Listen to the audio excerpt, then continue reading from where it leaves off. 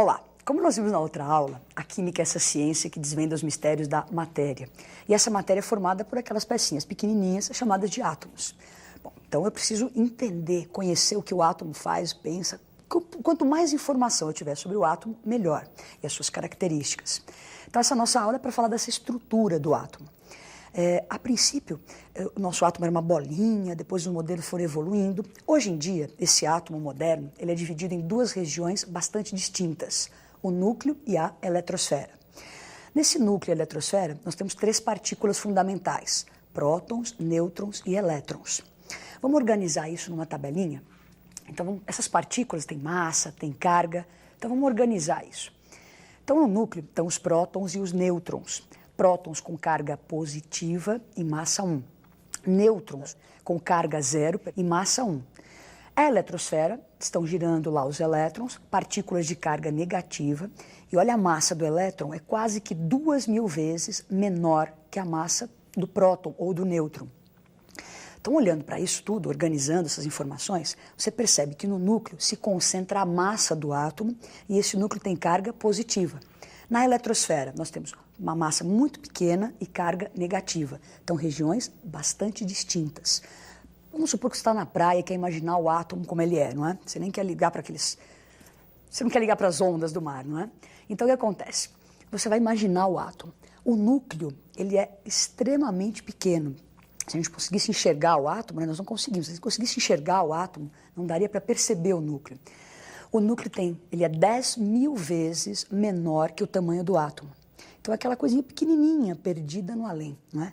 Então, a eletrosfera é uma região imensa ao redor desse núcleo bem diminuto. Então, vamos pensar um pouquinho. Se o núcleo é tão pequenininho e concentra quase que toda a massa do átomo, eu posso dizer que esse núcleo é absurdamente denso, e ele é.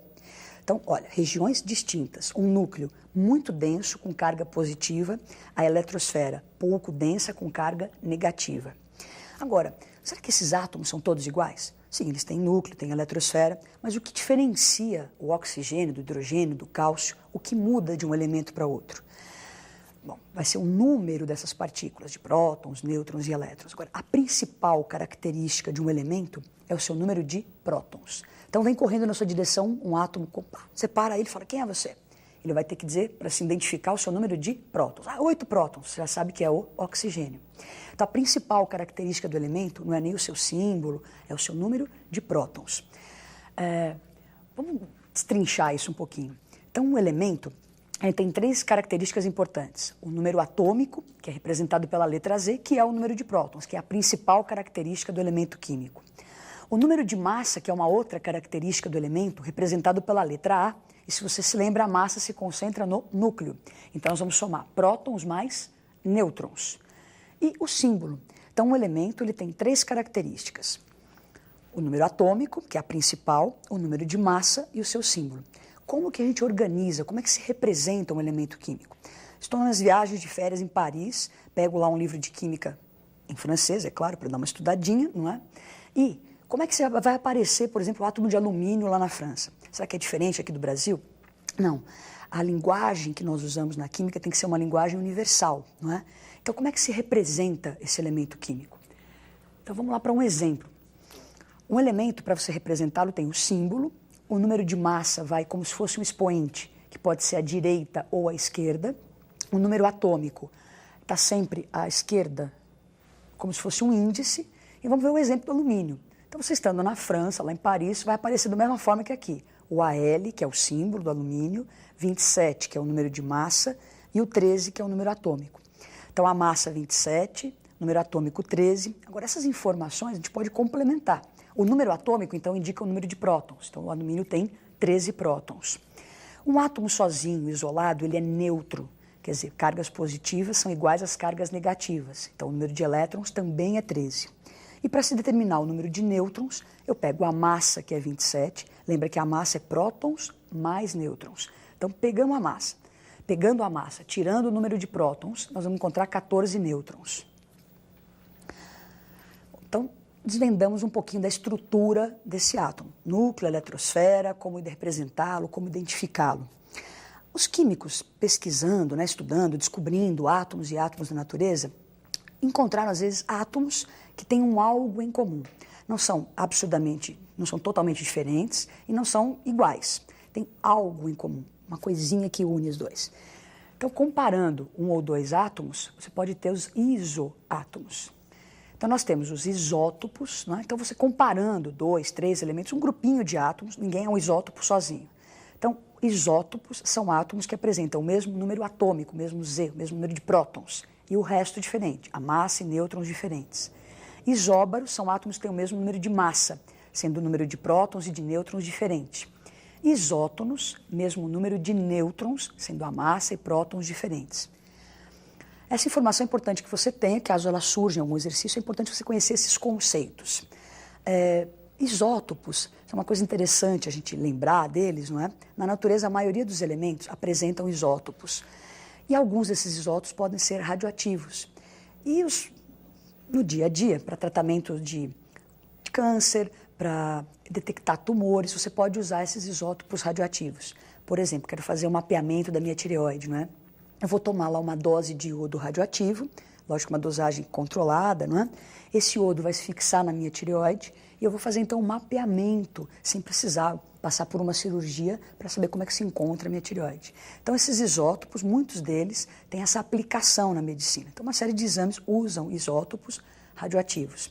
Lembra do acidente que aconteceu em Goiânia, em 89, não é? Com o Césio-137? Então, apareceu nas manchetes, Césio-137. O que você entende quando lê isso?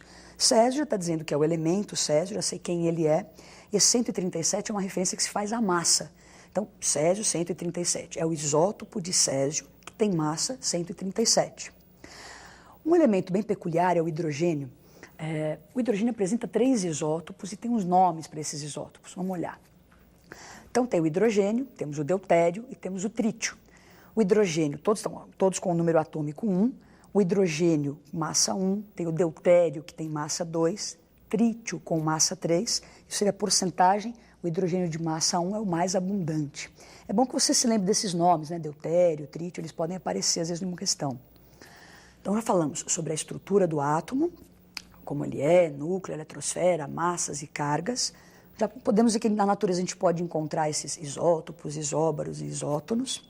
E agora nós vamos pensar o seguinte, átomos, eles se unem, não é? Como a gente, não vão viver sozinhos o resto da vida, eles estão ligados para formar as substâncias. Nessa ligação, não é? O número de elétrons pode sofrer alteração. Então, numa ligação, um elemento pode perder elétrons ou receber elétrons. Olha, elétrons. Ninguém vai perder ou receber prótons.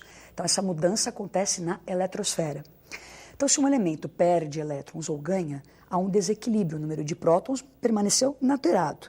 Se ele está ganhando ou perdendo elétrons, o número de prótons não vai ser mais igual ao número de elétrons. Essa diferença forma uma partícula com carga chamada de íon. Então, íons são partículas que possuem uma certa carga. Nós podemos ter 2 tipos de íon, o íon positivo e negativo. Então, íons, frisando, prótons diferentes de elétrons. Quando um íon tem carga positiva, é porque ele tem mais prótons do que elétrons. Então, ele cedeu elétrons.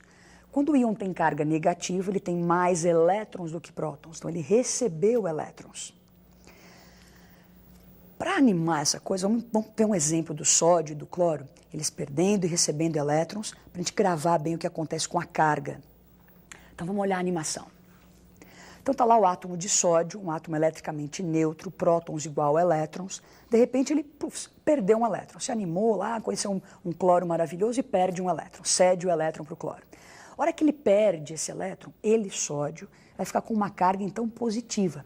As pessoas ficam assim, nossa, mas eu estou dando. Se eu estou dando, não vai ficar negativo? Não, você está dando elétrons. Então, você está perdendo carga negativa, você fica positivo. Vamos ver o que aconteceu com o cloro, quando chegou esse elétron para ele. Então, está lá o cloro apaixonado, recebeu o elétron do nosso amigo sódio. Então, o cloro era um átomo neutro, de repente ele recebe um elétron.